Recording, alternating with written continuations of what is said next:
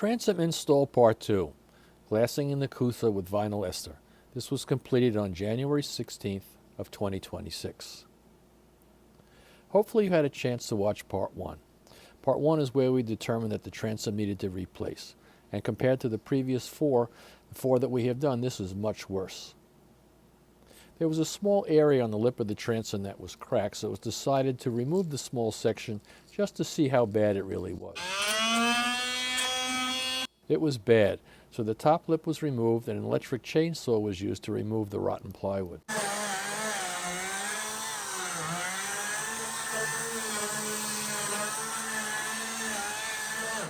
Like our previous Glastron restoration, it was decided to use Coosa and glass it in from the top.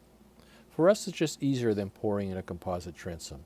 To pour a transom, you need to seal up the inside, and then you still need to make sure that it covers all the structural areas and will bond well to the gel coat. Once all the old wood is removed, we will use Coosa, first fitting it in 2 pieces running horizontally from the inside of the boat under the splash well.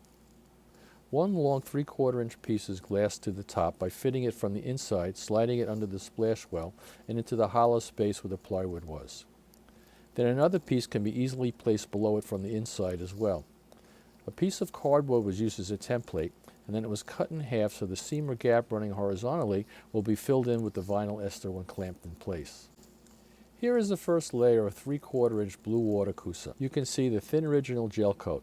Between the gel coat and Coosa was laid chopped strand mixed in vinyl ester resin, and then the 3/4 Coosa is sandwiched together here.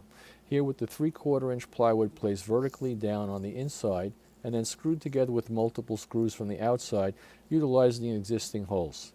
Unfortunately, I had to place a few more holes also on the side so we can uniformly squeeze the pieces together. Here is the wood on the inside and the pieces of 3/4 inch plywood on the inside with the screws that will squeeze the Coosa to the outer gel coat.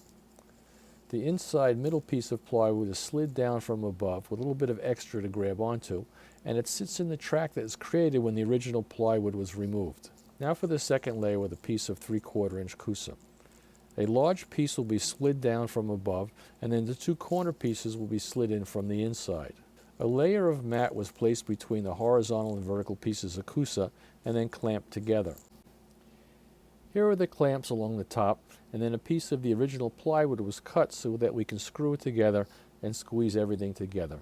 As you can see, when the wood was removed, there is evidence of the vinyl resin oozing out of the areas that were screwed together. There were 2 clamps along the top and 2 screws utilizing lower engine mounting holes. The corners were secured using the original tow hook holes. I like claw glass. Claw glass was used to completely fill in the holes and level off the top lip of the transom. There were so many engine mounting holes and extra holes drilled into this original transom that we needed to use claw glass to fill it in.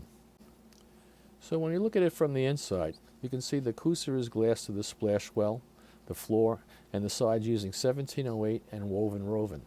This transom is rock solid and exceptionally dense.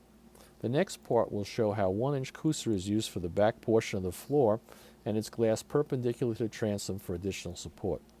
Also, the bilge box and battery boxes will work like dog legs against the transom as well.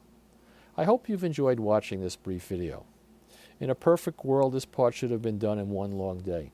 But due to the freezing weather here in New York, we needed to heat up the boat and our open garage, and it took about 2 days. Please like, subscribe, and be sure to leave a comment. Have a great day today and every day. Thank you for watching this brief video.